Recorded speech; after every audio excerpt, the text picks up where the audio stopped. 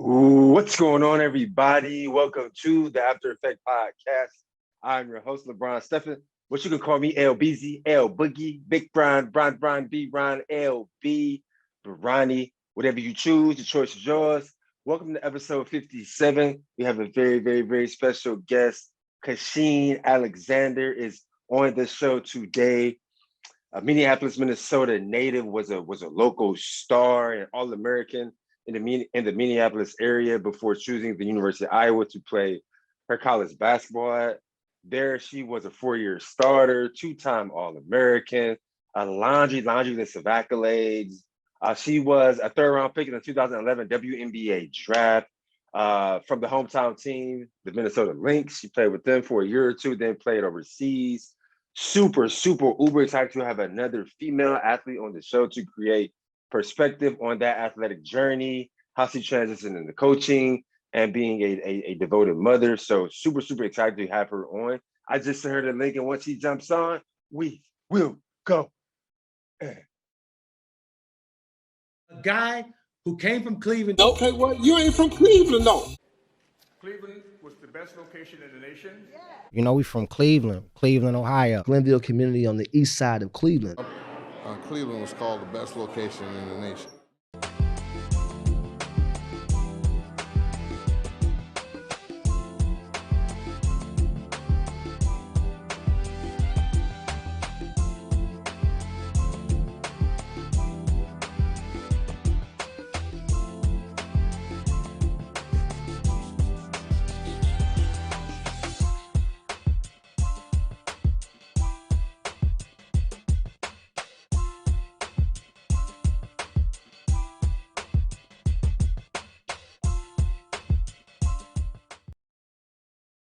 Good morning. Happy Saturday. So this is called the After Effects Show. I started it because it's my belief that us athletes, former or current, we all have an after effect or an aftershock from our athletic career, a 20+ year relationship.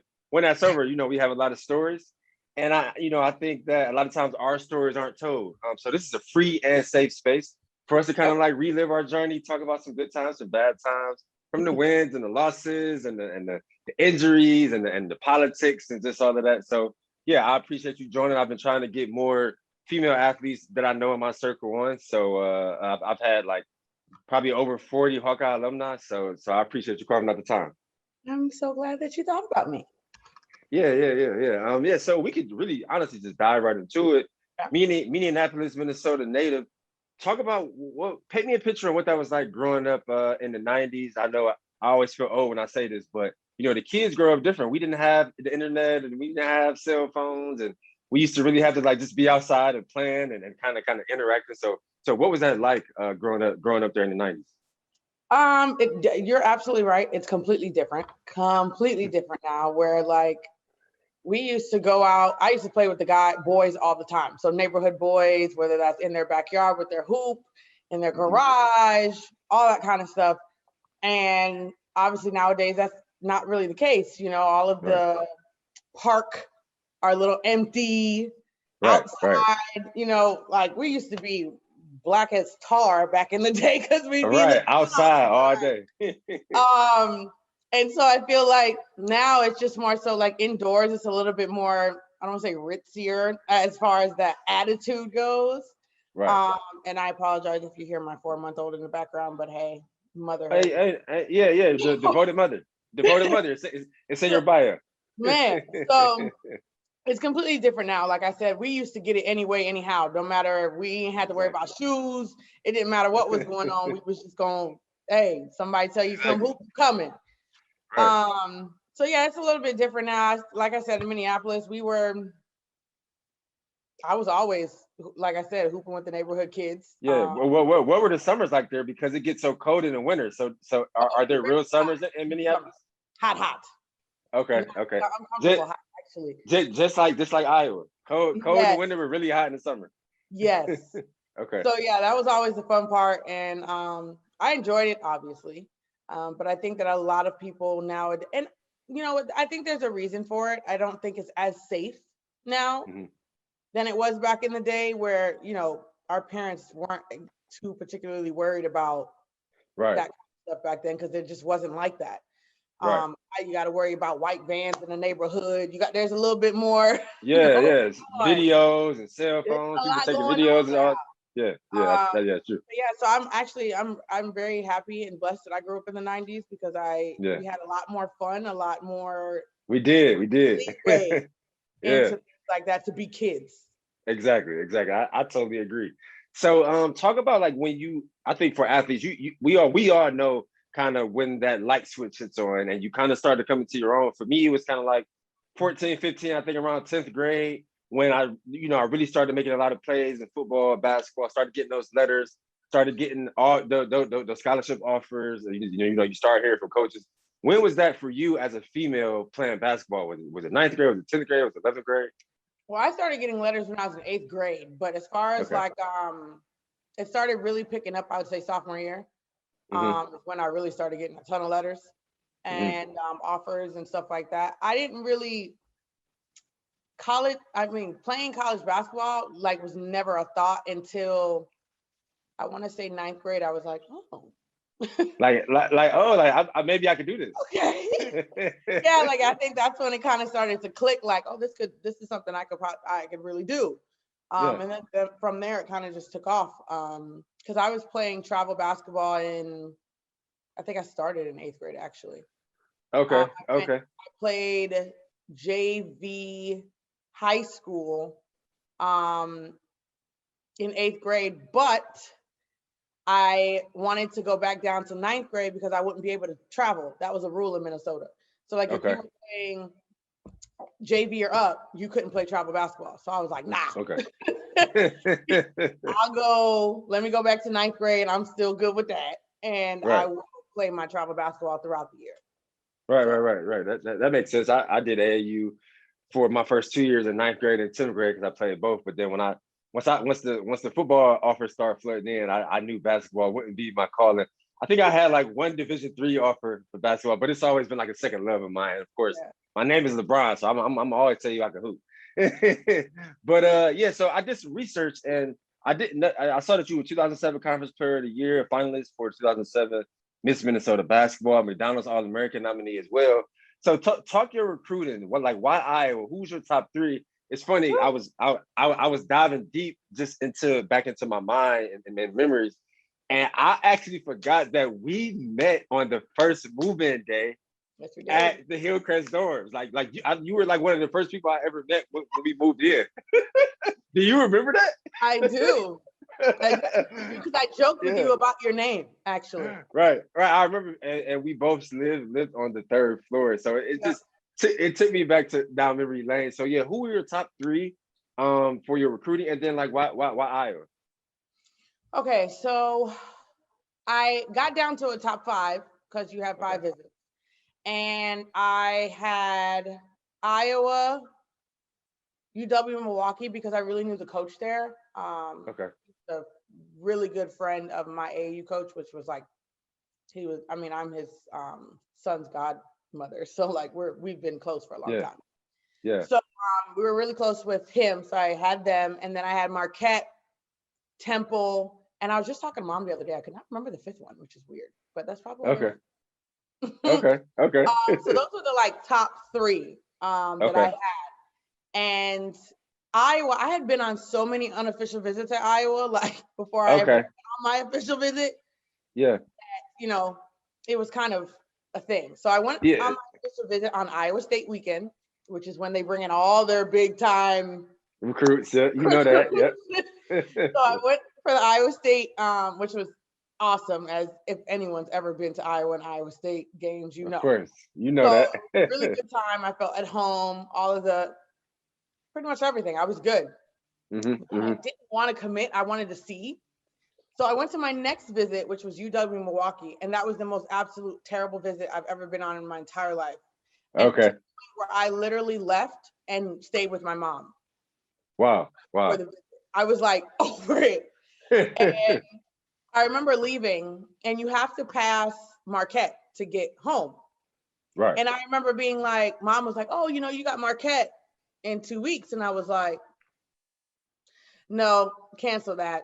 I'm going to Iowa. I was just so exhausted from the long process that I was like, no, I feel comfortable. You know, Iowa is where I would like to be, kind of like Iowa's where it's at. What did I used to say? I said I wanted to be like a big fish in a little pond kind of thing. Like I wanted to make an impact. And at the time, Iowa wasn't really winning like that. They hadn't won any championships. They weren't going to the NCAA tournament. I'm like, cool, it's good proximity to home. I could always come home to Minnesota and beat the Gophers. So I was all for that. Right. So I ended up going there. Just one, I also like the fans. The fans are Iowa fans are different. listen. So kind of everything in a sense was like lining up towards what I really wanted. And so I ended up committing literally as soon as I got home from UW Milwaukee, because I was, like I said, over it. Yeah.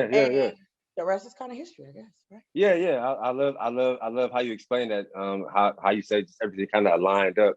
I think one thing that gets lost in translation is that high school transition from high school to college. So just kind of paint me a picture on what that was like for you. I mean, I love being honest on my platform. That transition was really hard for me. I come from like the inner city of Cleveland. I actually had literally never been in a classroom with a white person other than a teacher. Like literally from kindergarten to 12th grade. So coming to Iowa and I think our freshman year where we had like rhetoric and just all the prerequisites. But walking into a classroom with like 150 students and it's like me, you, and like maybe 2 other Black people, it was just, all took the Black me. folks was together, all the Black athletes together. Yeah. Like we got there in August, we moved in August, but I didn't really start feeling comfortable on campus for probably like November. It took me a couple of months just to kind of seep my way through campus and just to kind of feel comfortable because I had never been around that many people of different races. So was your transition easy? I feel like because I know you had success as a freshman, you played, I redshirted. So what was your transition like from your viewpoint? You know what? I can thank my mom for that. I'm not gonna lie, and I'm gonna tell a story here. So all the way up until 8th grade, I went to Catholic schools my whole life, but my Catholic schools were all Black. All the way up until 8th grade.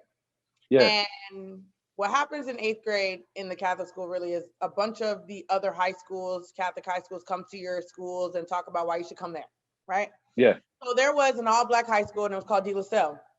And that's usually the route that everyone took, right? So you go from Ascension is what it called to De La Salle, which was great. I knew everybody there, which is fine.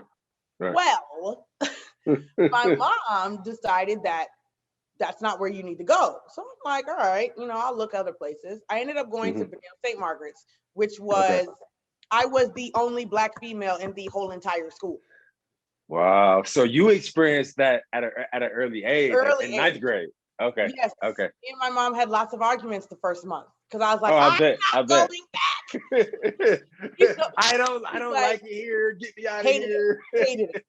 And she's like, yes, you are. And I'm like, why? Why can't I? You like, they were non-existent in the basketball world. Like nobody knew about Benil St. Margaret. They were like this little, and all my friends are like, you're going where? And I'm like, right. And the good thing is they didn't have uniforms. So I was like excited about that. So I'm like, okay, I've been wearing uniforms my whole life now. I don't have to do that in high school. So I get there and like I said, we're going back and forth. And my mom was like, Kachine, you're not leaving. You're staying there because the world is like your school. And I remember being like, that's so true. That's so true. So like, and at that point I said, okay, if I got to be here, then I got to bring some people with me. Yeah. So I started like volunteering to be, go into the schools, like how they came into our school. I started volunteering. I started getting AAU people to my school. I was like, listen, if I got to be here, I got to make it do what it do. Okay. Right. I got to make it safe if I'm going to be here. Nah. So by the time I left, we had probably, I want to say roughly 40 plus Black women in the school by that time. Wow, and I had dope. Like 4 of them on the team because that's dope. That's like a very innovative way of thinking of turning the tide in that school. That's dope. I had to figure now that school is like 50% Black when I go back. I'm like, what? Right. You kind of started that. You started that trend.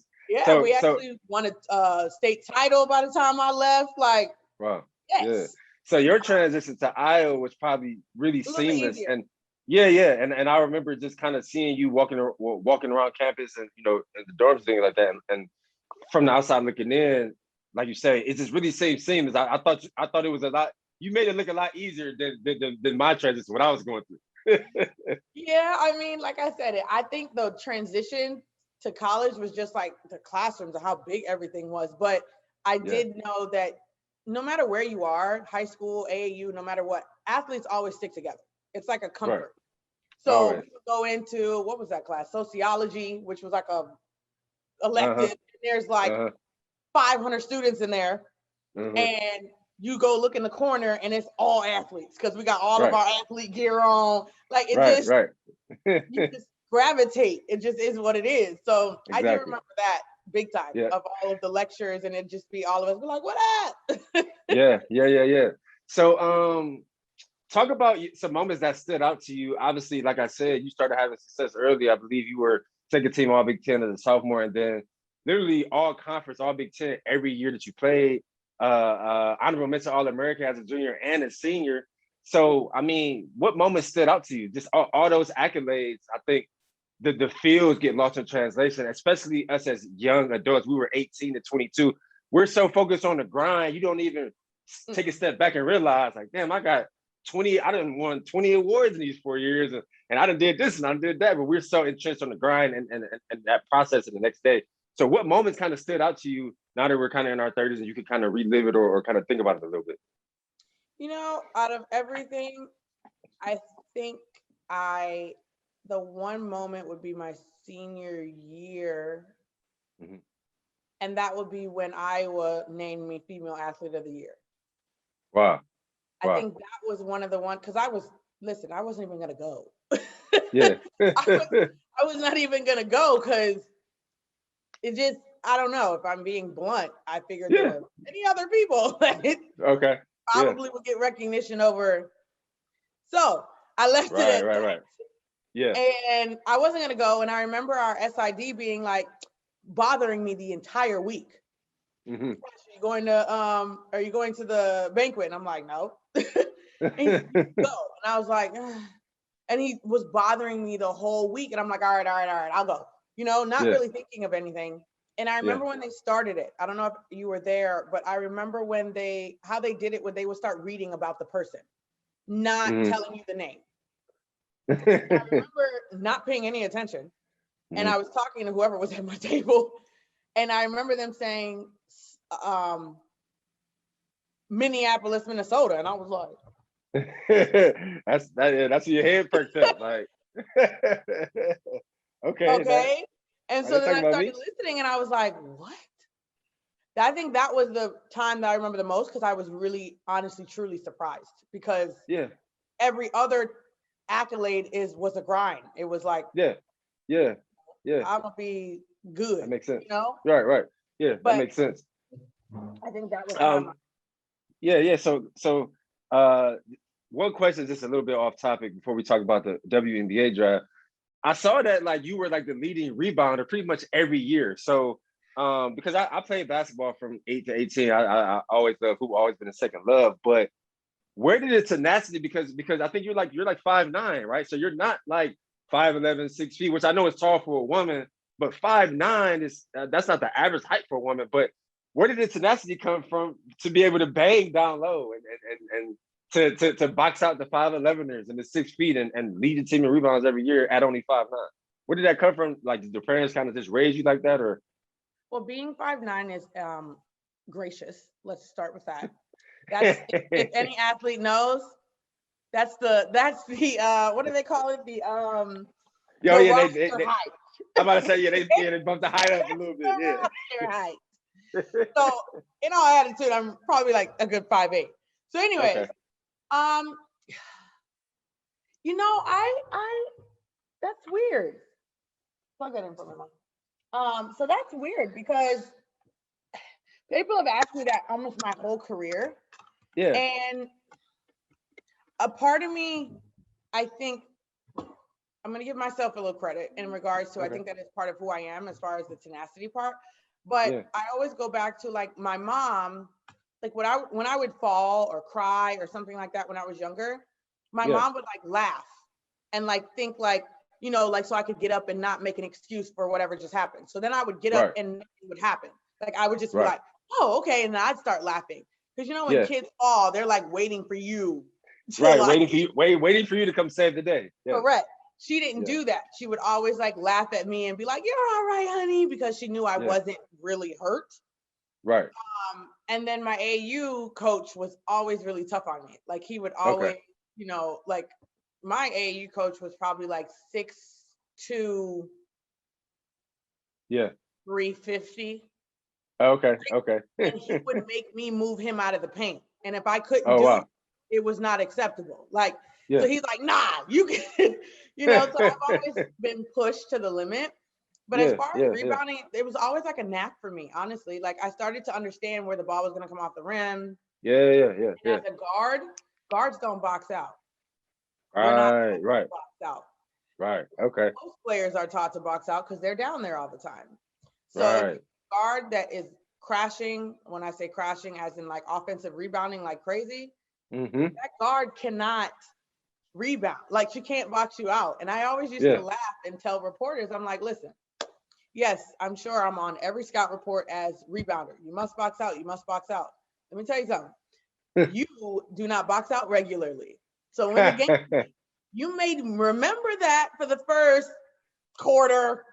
Like, I'm never gonna forget. So like, eventually I'm gonna get you. You know what I mean? I'm totally committed for 4 quarters. Right. Okay. You're not gonna be committed for 4 quarters. That's the fact. I love it. I love that. I love that. Yeah. I just wanted a more inside look on that because, but like you said, with the flow of a basketball game, like you said, you're gonna remember that for the first quarter, but are you gonna remember for the last 3? Probably not. So I love that. I love that. So talk about, I guess, your process for the 2011 WNBA draft, and then kind of try to relive that day. I saw you were 3rd round pick to your hometown team, the Minnesota Lynx. So walk me through that process of preparing for the WNBA draft, and then kind of relive the draft day. I'm sure that was probably like a monumental period for you, especially getting drafted by the hometown team.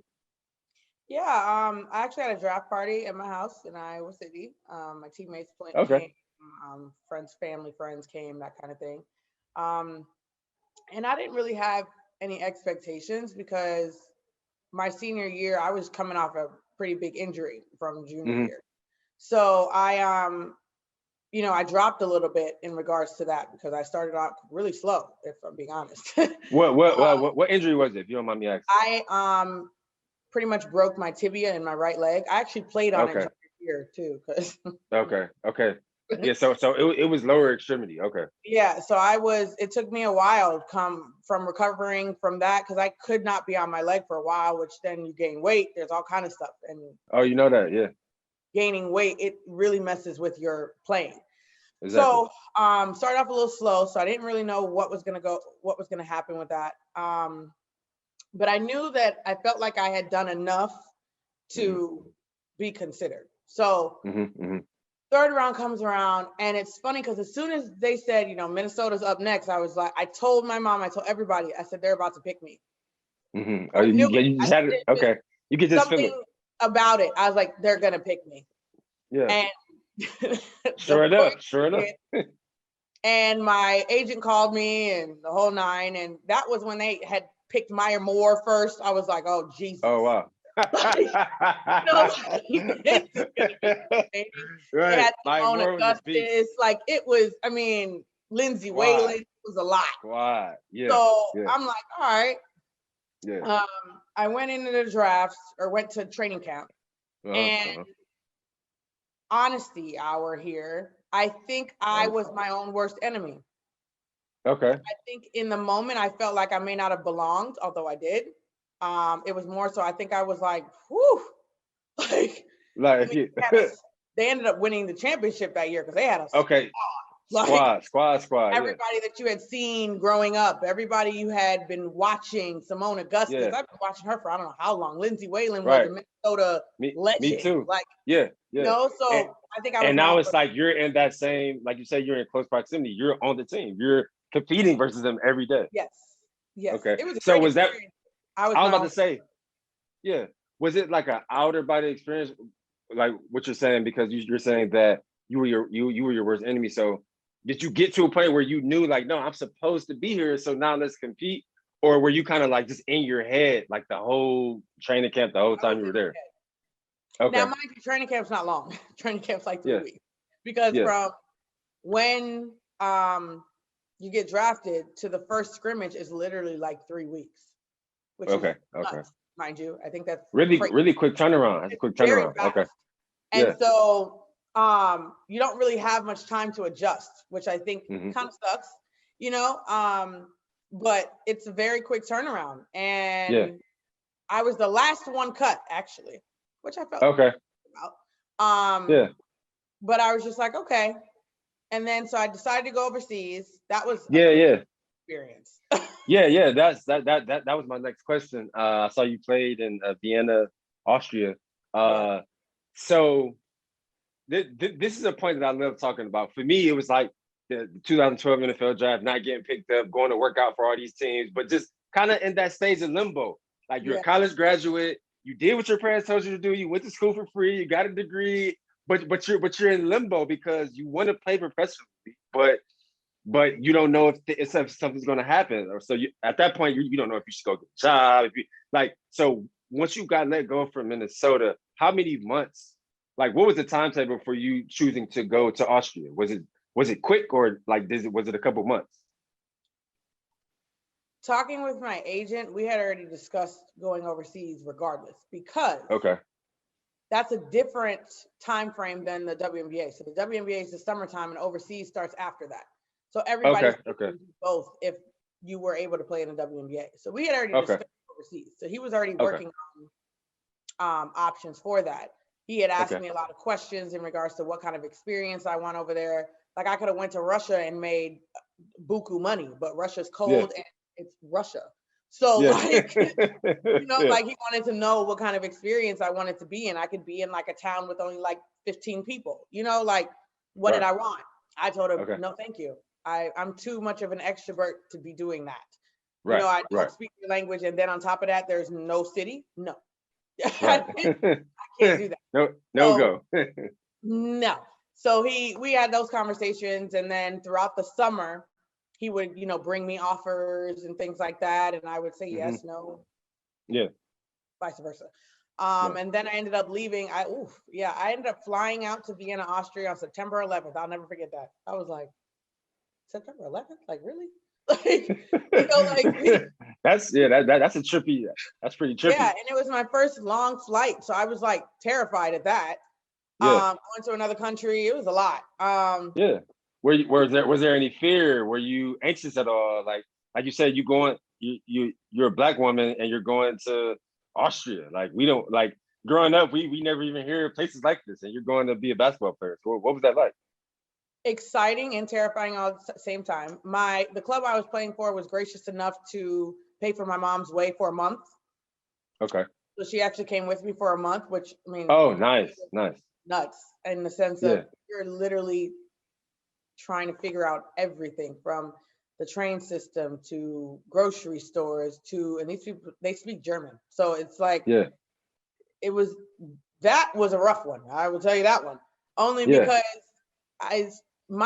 for a month I had a migraine. Wow. Straight. Because my just trying to figure life out. To comprehend what people were saying, although I knew I couldn't understand it. Because you're so used to when people talk, your brain figures out what they're saying, but they were speaking another language, and my brain was still trying to process what they were saying or try to break it down. And I got to a point where I literally was in a tunnel. I wasn't even listening to people because I knew I couldn't understand them. But it took a while for my brain to realize that. Okay. Wow, that's I love that inside look. So you were in Austria for a year. How long did you play there?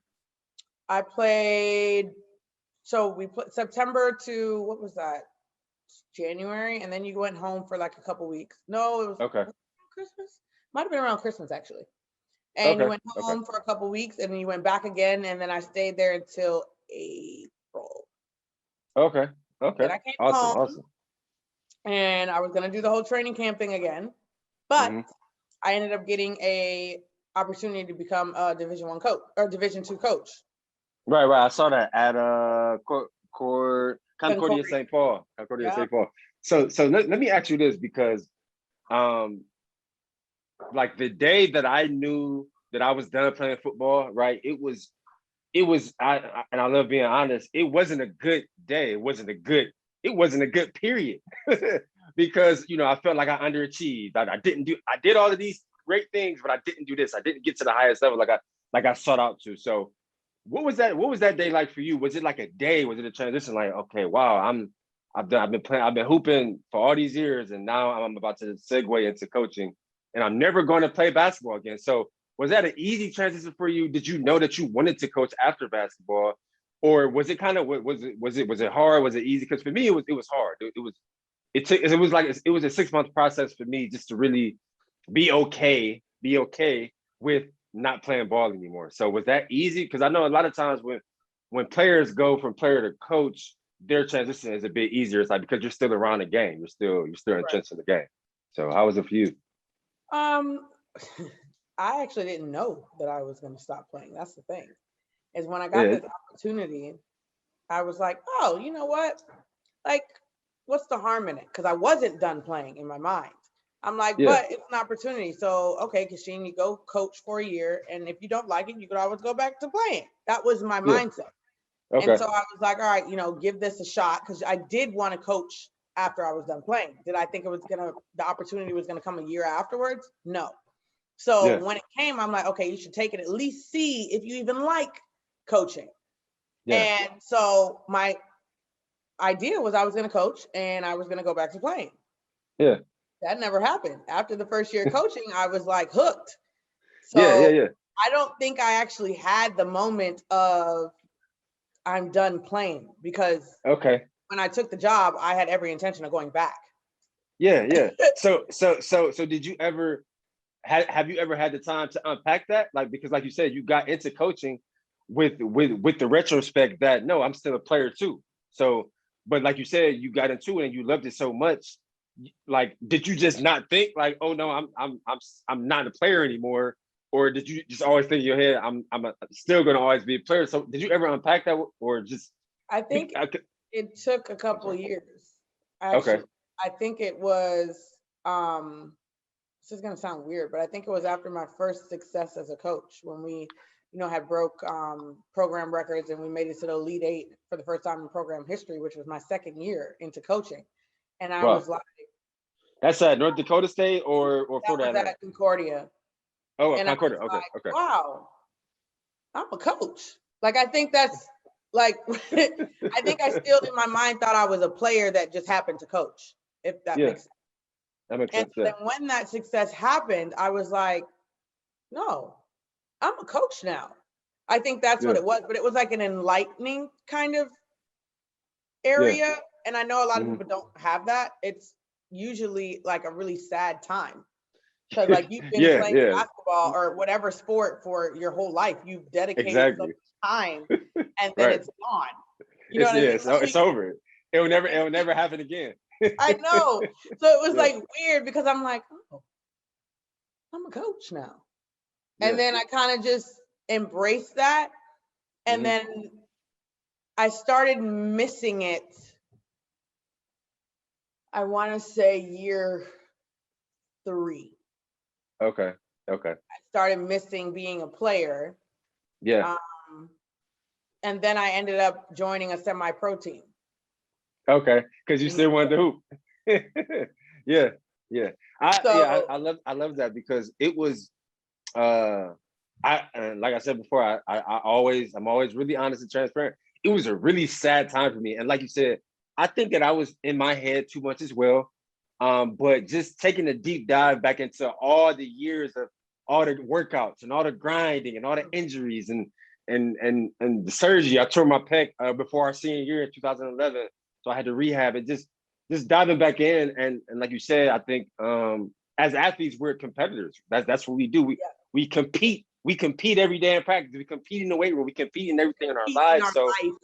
Exactly. We're competitors. So that's when I just started diving in my head, like, okay, man, did I cheat myself? Did I miss a rep on this summer workout? Like, and I'm like, Brian, like, no, like I've always been a super hard worker. I've never cheated myself, but you start having those questions, and you really gotta, when you take that deep dive, it's like, man, you really got to kind of pull yourself out of that. So I love that. What has been the most, what has been like the best moment thus far, like, you know, in your coaching career that you can identify to? This is gonna be weird because it has nothing to do with basketball. Okay. One of my former players graduating first in her family. She didn't think she was gonna do it. Wow. I think That was like a one- liberating. It was like a very liberating feeling. Yeah, because I got into the business because I love basketball. That's we know that, but Of course. I wanted to make a difference in kids' lives because I know how much basketball did for me. So I always wanted to make a difference for them because basketball can change your life if you allow it to. Honestly, it can take you out of places. So when that happened, I felt like what I was doing meant something, not because, you know, basketball is basketball. It's great. I love it. But that lasting relationship and that lasting image for her and changing her life that way is what really mattered. So I think that might be my one of the highlights, I would say. Awesome. So last question. Like you said before, you played an NCAA tournament. I mean, it's a laundry list of accolades for you during your career. And also you have a laundry list of accolades as a coach as well. What would you say is Kachine Alexander's after effect of your entire athletic journey? Like we said, all the wins, all the losses, the injuries, the politics, everything that we go through as athletes. What would you say is your after effect? What were some lessons that you learned that you take and you ingratiate to your players now, and that you plan to ingratiate, you know, into your daughter, really, as we just try to push the culture forward? That is a loaded question, LeBron. Woo! You know, as much as I had an easier, I would say, kind of transition, it was still very hard. Yeah. Because I'm gonna make sure I choose my words wisely because choose them wisely, be honest. Hey, it's a free and safe space. When you get that kind of recognition, Iowa is a small town, technically speaking, right? Right. And because there's no professional sports, which can be a good or a bad thing, you are their professional sports. So you can't go to the grocery store. You can't go to the mall without people recognizing you, without people wanting an autograph, without people doing whatever. So you're literally on 24/7. Because if I have a bad day in the mall and this kid comes up to me and is like, "Oh, can I have your autograph, Cash?" I've literally had that. I have to turn around with a smile because I'm representing Iowa. If I don't do that, guess what's going to happen? You know what I mean? Like it was a lot, you know, but at the same time, I'm so thankful for it because it allows me now in my adulthood to still have that. Like I still have the businessy side of it in how I kind of go about my life on a regular basis. So even if someone sees me out, they're never going to know what's going on because I was taught that at Iowa. Again, if I was a regular student, if I did something illegal, nobody knew about it. If I'm an Iowa athlete, you're on the front page of the Daily Iowan. Front page, every trip. You know what I'm saying? Huge. So it's like you always have to be careful what you do. You always have to be, you know, mindful of how people see you. And I think that has granted me the success because even when I'm out recruiting, coaches notice me because of the way I carry myself. And I always tell people, listen, I don't know if I would have went to a place that was huge and nobody cared about athletics if that would have changed. I said, but I know for a fact you had to do that. I had friends who were not athletes and I had to tell them, listen, if y'all end up doing some stuff, I'm out of there. Right. Y'all not gonna be on the front page news. I am. I gotta go. But I think that shaped me into who I am for sure. I had quite a few struggles at Iowa, which I don't think many people know. Yeah. As far as what, like socially, as far as No, not socially. I think, well, number one, my freshman year, I ended up being ineligible after the first semester. I don't think many people know that. oh, okay, yeah, I didn't even know that. Yeah, I don't think many people knew Okay.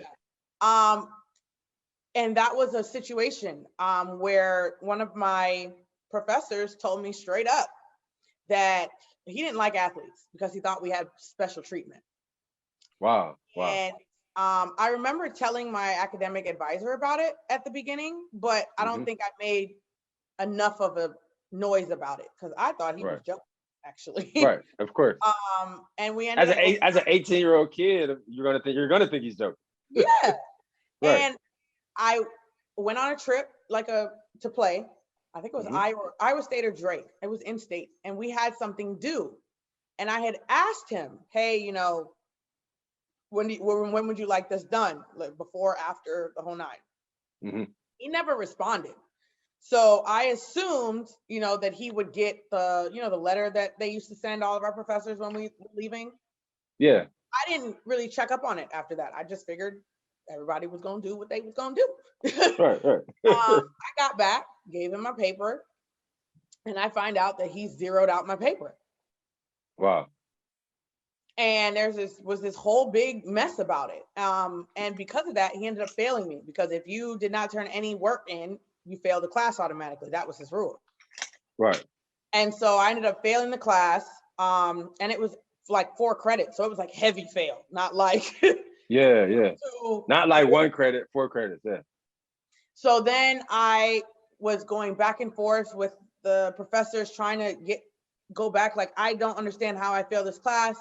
By the time the next semester happened, we still hadn't figured it out. So I ended up being ineligible and had to sit out. And I ended up taking that as a lesson in the sense of, you know what, you need to make sure you cover your bases. You need to ask this person, did you send this letter? Did you do this? Did you do that? So that you cover your, your bases. And I felt like people looked at me as the typical. Right. Typical athlete, and you're Black. Typical Black athlete. Think they get special treatment. Think they don't need to do what everyone else is doing. Right. So that summer, how did you handle that? How did you still wake up every day and keep it pushing? Yeah, how did you handle that? Well, okay. I wanted to leave. I wanted to. I was about to transfer actually to the University of Miami. I was ready to go because I didn't like how people were looking at me and they didn't even know the story. Exactly. And it's always like that. They don't even know the behind the scenes. No. All they know is whatever the narrative is. Correct. Right. So a lot of people ended up getting in trouble for that situation, but I was really upset about it. I was really mad. I felt like people didn't have my back. I feel like people just assumed, and I wanted to go. Yeah. And one of my assistant coaches, the Black assistant coach, Shannon Gage, she met with me for lunch. I swear, I felt like every day because I think she knew that I was like on your tipping point, on your And she finally said something that got me to stick. And she said, "You're not a quitter." And she said, "You need to prove everybody wrong. Don't run." And I remember being like, because I knew that's who I was. She knew who I was. And I'm like, you know what? Yeah, you're right. I'm going to prove everybody wrong. I'm going to make sure they say my name in a different way. Now they're going to know who I am. And from that day on, again, starting sophomore season, that's what the grind changed to. And that's when it started for me. And so now everybody was praising my name. That's powerful. No, that's powerful to go from, like you said, ineligible your freshman year to 2-time All-American, your junior and senior year. That's, again, what we spoke to earlier, that tenacity. Yes.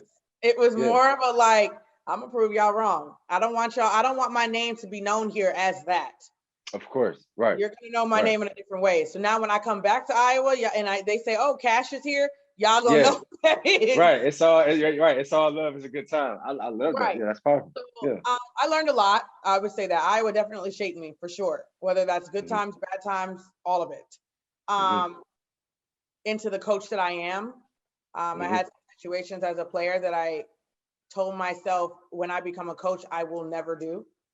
And I think that's why I'm such a player's coach now, because I care about my kids way more off the court than I do on the court. Now, mind you, I do know that my paycheck is on the W's. Right. But like, yeah. It's politics and everything. Yes, and I struggle with that on a daily basis. Don't get me wrong, because I care so much about the player, and I believe that who they are matters more so than what kind of athlete they are. So it's that I struggle with that on a daily basis.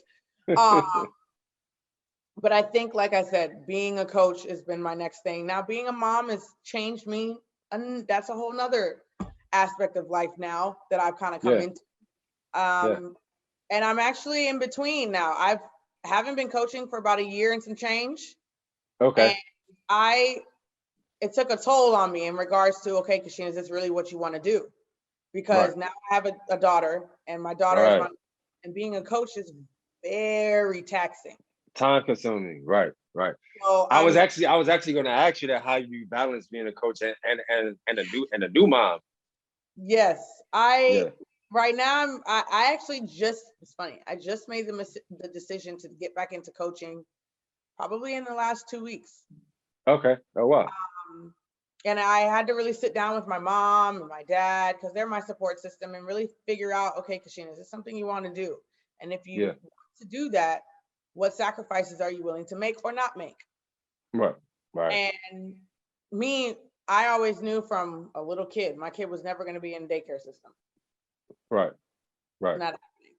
So I knew if that was the case, I needed to make sure I talked to my parents. And luckily for me, I'm blessed that my parents are like, we're retired. Like, right. We want to be around our granddaughter, like, et cetera. So with the backing of them, it's like, okay, Kachine, you're able to do that. And I do believe it's very important for Black females to continue in the business. Yes, exactly. Because majority of college athletes women's basketball players are such. Exactly. So we need representation. I was just about to ask that. What is your depiction on that? I've had Don Shumpert on the show a few times, and he's an NFL assistant coach, and it's big in the media that we aren't, as Black people, let's just be honest, we aren't represented in the coaching space that well at all. So what's your depiction of that as a Black woman? Like you said, a lot of the female athletes or female players are Black, but it's not the same number when you talk about coaches. What's your depiction on that? Yeah, I'm gonna say this. I'm gonna say it real blunt and honestly. Every staff has a token Black assistant. Wow. Every team. Yeah. So what that means is you've got, now depending on every situation, like I said, if you even look at Iowa. Right. They've always had one. You know what I mean? Right. Like, and I think every staff always has one, because you can't not have one. Exactly. And but why is it only one? Even just right. Now there are some schools, HBCUs and different things like that have a lot more. Of course. But when you look at jobs, and I'm speaking real candidly here. When you look at jobs and you see who's left, you're like, oh, okay, they need a Black assistant. Right. Because she left. You know what I mean? Like, unfortunately, that's what it is. And I will give women's basketball credit, because in the last 2 years, they have been hiring a lot of Black female head coaches. And I am like all here for it. That wasn't the case. And there are some Black head coaches that are very, very well known, like Dawn Staley, who have been pushing these things. Yeah, I know she's been heavy in the media talking about it. Yes, and I believe it's making a difference, because even just this year, I can count 10 plus head coaching jobs that have flipped to female Black head coaches. And I'm like, whoa, look at this trend. I'm here for it. Like, right. But it's important, because again, you're talking about people that you have to have somebody, or you're going to feel like they don't understand you. Exactly. Because they can't understand you. It's not possible. It's not possible to. Right. And I think that, again, I think, again, women's basketball, I can only speak for women's basketball, is starting to move in that direction. And again, women's basketball has their own issues as well as far as men, because in men's basketball, there's no women's coaches. But in That's women's true, too. basketball, there's a ton of men coaching. Okay, yeah. So there's always that issue. Yeah. They've been talking about that in the media too. Yeah, there's always that issue. And I think, we're moving in the right trend. We are. And yes, I agree. it's all, I guess, depending on who you want to be, as far as like you want to be coached by men, you want to be coached by women, because it's different. I can say that in regards to you. But yeah, it's there's not a lot of representation. And that's what my colleagues were pushing me, because they're like, listen, we need more. Like exactly. Right. That's why you more. decided to get back in, because we need this representation. We need that more. representation. And you already have a resume, so it's like you need more. You're not new, like you're seasoned. We need you to stay. Right. But yeah, makes he's sense. absolutely right. How many Black head coaches are in the NFL?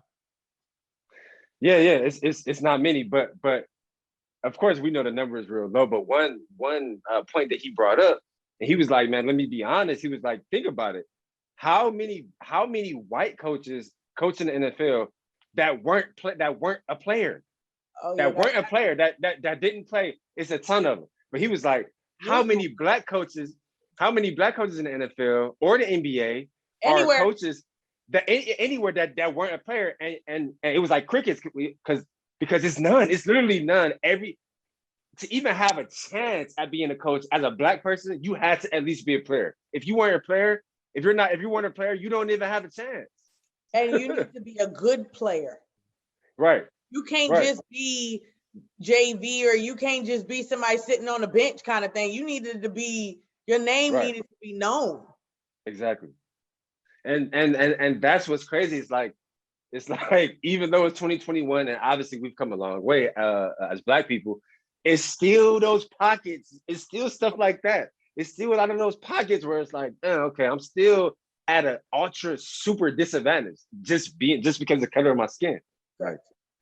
Yeah. There's a lot of in our kind of sport, there's a lot of men who have never played. And I'm like, how are you coaching? Like, you don't even like, honestly, I'm fascinated by it, because that's why I always say I'm a player's coach, because like how I do everything is as if I was still a player, because exactly. I feel like that's the easiest way to get to them. So I'm always curious, when someone did not play, how do you reach your players? Right. That connectivity. How do you connect with them? You have no stories. You don't know the grind. You've never it's fascinating. It really is. It's fascinating. And even if they're successful coaches, I'm always like, well, how do you do it? Because like, how do you do that? But that is a very good observation. I don't think there are any. It's not coaches out there that have not played. Yeah, we literally sat here for a couple of minutes and tried to think about it, and it's literally none. So yeah, that's powerful, and I appreciate you for deciding to get back into space, because like you said, I mean, we need it. So yeah, that's actually all I had. One thing I've been trying to pride myself on, 2020 was obviously the weirdest year to date since we've been alive. We've never had to walk through a coronavirus pandemic. The world has never shut down. We've never had to wear masks. I think 2020 was I had so many mixed emotions from 2020, because so many things changed, and you got to adapt, and you got to pivot, and just so many different things change. So one thing I've been trying to pride myself on is showing love and giving people in my circle their flowers. So like I preluded to earlier, we met on move-in day at Hillcrest Dorms. So I just want to tell you, face up, eyes to eyes, that everything that you've done, I'm super proud of you. I'm super to be like a college friend of yours. And I just want to show you that love and give you your flowers. Essentially why we both still here. I appreciate that. I was talking to somebody the other day. I'm like, bro, we got to get everybody back somehow. I'm like, how. I don't know if I don't even know if it needs to be in Iowa City, if it don't need to be. We need to have like you know what group I'm talking about. Yeah, I think they're talking about doing something, trying to get back for like the Iowa State game this fall. something. Like Trying to get back to Iowa City. We got to get that core group back. There's a bunch of the football players, me, like there's a group. I know the group. I just have to think about it a little bit more, but there's a group. I know, because we getting older. 2007 little group. Yep. And so I believe they're talking about either the Iowa State game this fall or obviously maybe possibly homecoming weekend. So I can definitely keep you up to date. Obviously when I hear something, but I'm definitely trying to get back. Again, like I said earlier, we ain't doing that again older, so it'll be good to just kind of reconnect with everyone, just see everyone live in person, especially with the world being shut down for about a year or so. I'm hoping that happens this fall. I do. I know they were trying to do it last year, but obviously the world shut down. The world shut down, So I know they were trying to do it last year. I haven't looked to see if they, are starting to do it again this year. But I'm like, we got to, because there's way too many memories and way too many stories. Exactly. So exactly. It would be really fun to get everybody back, see what we're doing. People got kids, married, the whole nine. Like it would just be fun to see everybody. Exactly. It would be great. So I'm super excited. So I appreciate you carving out the time. Happy Saturday, and we'll be in touch. Yes, Mother's Day is tomorrow. Yeah, happy Mother's early Day to anybody watching. Happy early Mother's Day, and this is your first Mother's Day. It is. Yeah. Okay. So before we get offline, what does your Mother's Day Eve feel like? Like how are you feeling walking into motherhood? What do you have any plans tomorrow? Me and my mom and my daughter are going to do like a little brunch. Okay. Three generations. Yeah, it's kind of weird in the sense of like every Mother's Day, it's just been my mom, all about my mom. And now my mom's like, something came at the house and she's like, oh, I got your Mother's Day gift. And I'm like, oh yeah. you like, oh, it's always been her. Oh yeah. It's me. And now I know like I'll be getting Mother's Day texts and all that stuff tomorrow. So it's like, it's kind of fun, but at the same time, it's another bonding, for me and my mom in the sense of like, your moms. Exactly. And that'll be big tomorrow. I mean, it'll be the first Mother's Day with 3 generations. So that'll be. Yes, I'm excited about that. That's. I'm excited. I'm excited for you. It's, like you said earlier, it's so cool to see everyone. As we get older, we all met as 18-year-olds just trying to figure it out. So it's so good to see how people's lives blossom and everything. Yeah. Well, that's all I had. Woo! You say 18-year-olds. I'm like, now we're 32. I'm like, my God, that's a long time. It's almost been 15 years. I can't believe it either. Sometimes I still feel pretty young, but it's some of those days where I'm like, hey, I am in my 30s now. I'm starting to feel it.